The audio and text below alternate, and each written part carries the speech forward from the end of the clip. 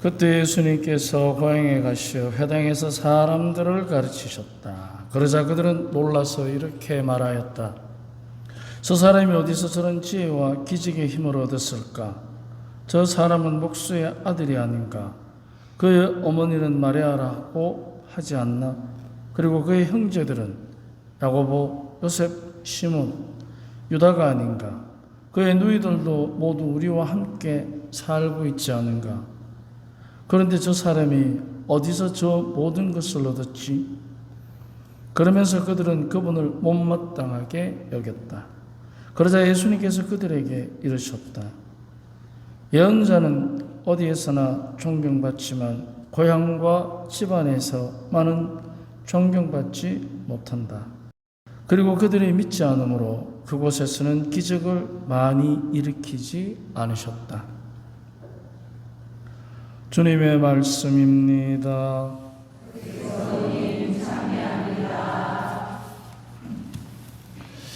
예언자는 어디에서나 존경받지만 고향과 집안에서만은 존경받지 못한다.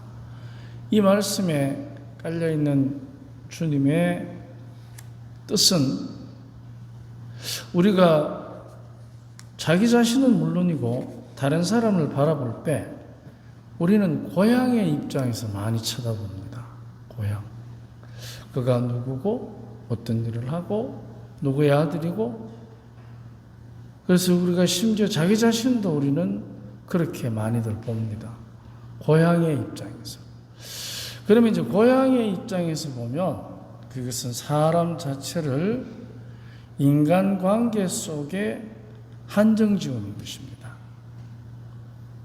즉 그래 되면 내가 알고 있는 그 사람에게서 내가 알고 있는 것 이상은 받아들이기가 어려워지는 것입니다. 그래서 못마땅해 하였다라는 표현이 이제 그 반증이 되는데 우리가 자기 자신 그리고 우리 가족 잘 한번 생각해 보세요. 나의 아내, 나의 남편, 나의 자녀, 나의 부모, 나의 형제, 자매들. 과연 나는 그 사람들을 어떻게 바라보고 있는가?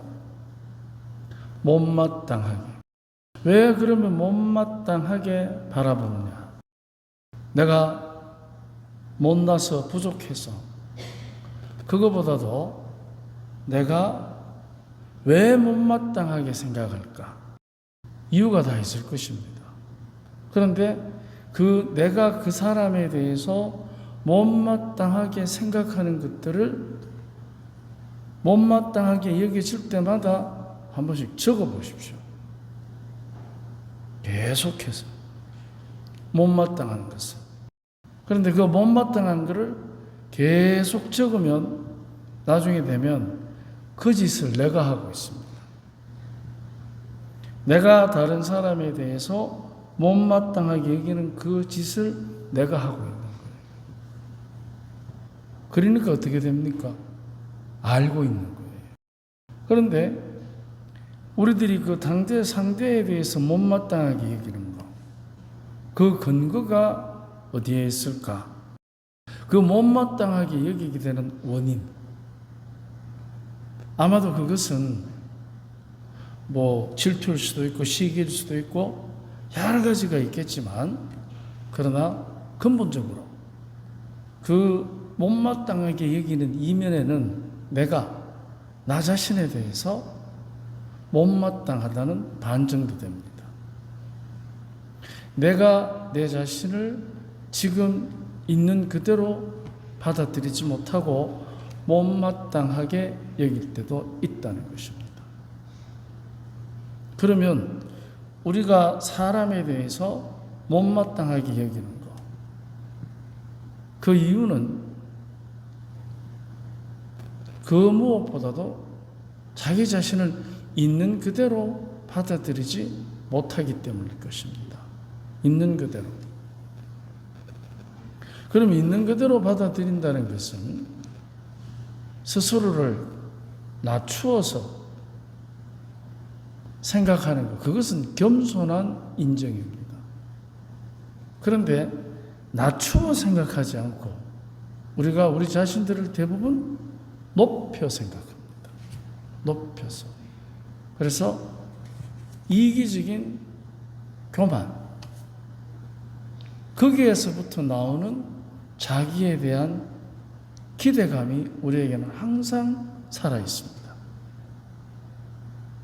뭘 좀 더 잘해야 된다라는, 그래서 잘 살아야 되고 건강해야 되고 어떤 일이든 잘해야 되고 이런 여러 가지 자기 스스로에 대한 교만에 찬 기대가 우리 안에는 항상 있습니다.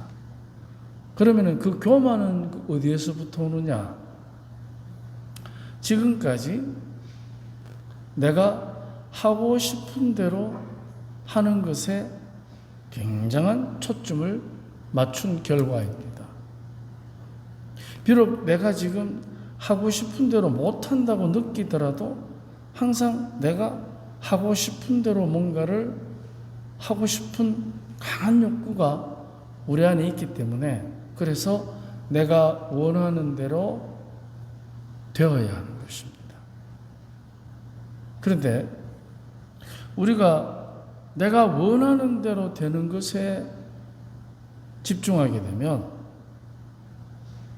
이제 거기에서 흘러나오는 가장 내가 원하는 대로 되기를 바라는구나 하고 생각하는 그 반증이 무엇이냐? 나와 다른 사람을 비교합니다. 비교합니다. 그래서 비교하면은 그 다음에 따라오는 것은 비난입니다. 남과 나를 비교해서 나를 비난하는 것은 자책이고 남을 비난하는 것은 원망입니다. 그러면은 이제 내 스스로 내가 자책하는 거하고 남을 원망하는 거하고 이 두 가지 다가 사실은 그 내용의 뚜껑을 열고 보면 현실이 아닙니다. 자책과 원망은 현실이 아니에요.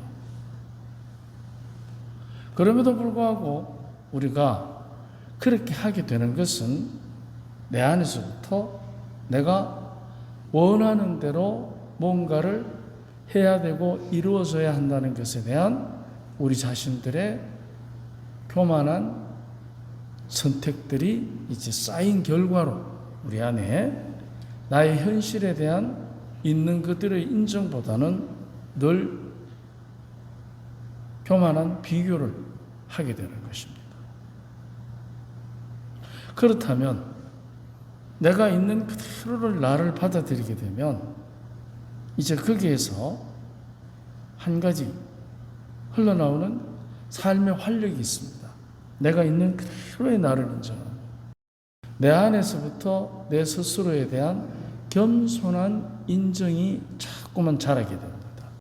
내 안에서 겸손한 인정이 자라면 자랄수록 우리는 각자가 스스로가 더 자기다운 자기만의 개성이 뚜렷한 자기 삶의 활력을 느끼게 됩니다. 왜냐하면 비교하지 않기 때문입니다. 비교하지 않기 때문에 비난의 두 가지 방향인 자책과 원망을 하지 않습니다. 있는 그대로를 인정하기 때문에. 그러면 내가 살아가면서 계속해서 내 자신이 있는 그대로를 인정하게 되면 이제 사람들 사이에서 공동체 안에서 내 스스로가 나의 가치를 확인하게 됩니다. 무엇을 잘하기 때문에 많이 가졌기 때문에 그런 뜻이 아니고 내가 속해 있는 공동체 안에서 어떠한 형태가 되었든 간에 그게 부부든 가족이든 형제 자매든 본당 공동체든 거기에서부터 이제 못마땅함이 사라지기 시작하는 것입니다. 내가 나와 이웃에 대한 못마땅함이 사라지면 자책과 원망을 하지 않기 때문에 이제 남아있는 것은 서로 간에 일치된 삶입니다. 그래서 일치라는 것은 내가 원하는 바를 너에게서 얻어내는 것, 그게 일치의 조건은 아니죠. 그래서 일치라는 것은 너는 너의 가치가 인정되고 나도 나의 가치를 나답게 너는 너답게. 그래야만 어떻게 되느냐? 이제 우리가 더 우리다워지는 일치가 이루어지는 것입니다. 그게 바로 뭐냐면 일치는 못마땅함이 사라질 때. 그래서 너하고 나하고 우리라고 할 때 그 우리라는 말 속에는 못마땅함이 마땅함으로 변하는 노력의 결실입니다. 못마땅한 것을 마땅한 것으로. 그렇지 않으면 우리라는 말이 너는 너답게 나는 나답게가 없어지고 너도 너 같지 않고 나도 나 같지 않게 어떻게? 둘 다 우리로 구별 없이 질서 없이 섞여버리는 겁니다. 그래서 그거는 우리라 안 하고 무리라 합니다. 무리. 우리하고 무리는 다른 거예요. 그래서 무리져 다니면 그거는 끼리끼리 이제 이기적이게 되는 겁니다. 하지만 우리가 되면 너는 너답게 나는 나답게. 그래서 더 우리답게 서로가 공동체를 활성화시키는 겁니다. 그러면 이제 자책과 원망이 사라진 서로 간의 일치가 인정이 일치를 이루는 것입니다. 주님께서 말씀하시는데 왜 이 사람들은 못마땅하게 여길까? 있는 그대로를 인정하지 않기 때문입니다. 그렇기 때문에 어떻게 되느냐? 비교하는 거예요. 저 제주가 어디서 왔지? 저 분명히 우리가 아는 그 사람인데 이 못마땅함이 자리를 하는 겁니다. 왜? 비교하니까. 비교하니까 못마땅이면은 비난이 자연스럽게 마치 실 가는데 바늘 가는 것처럼 바늘 가는데 실 가는 것처럼 따라가는 것입니다. 그래서 우리들이 누구든지 우리라는 공동체 안에서 존경받도록 우리들이 이제 서로가 서로를 도와줘야 합니다. 존경받도록. 그러려면 내 안에서부터 비교하는 그리고 비난하는 그 우리들의 부정적인 선택을 우리가 피할 수 있도록 이겨낼 수 있도록 매사에 많은 노력을 해야 할 것입니다. 그래서 주님께서 존경받지 못한다 하는 이 말씀을 하신 이유는 존경받지 못하는 그 상태를 꾸짖으신 게 아니고 나와 함께 있으면 서로가 서로를 존경받는 축복을 받는다는 뜻입니다. 주님과 함께 있을 때. 그래서 그분의 말씀에 귀를 기울이고 그분과 함께 있는 표시로 기도를 하고 우리가 그분과 함께 있게 될 때 바로 누구든지 못마땅하게 이기지 않고 존경하는 힘을 주시겠다는 것입니다. 오늘 하루 우리 주님 안에서 못마땅했던 그 부정적인 마음들이 마땅한 마음으로 긍정적으로 변할 수 있도록 미사 중에 주님의 축복을 청합시다. 아멘.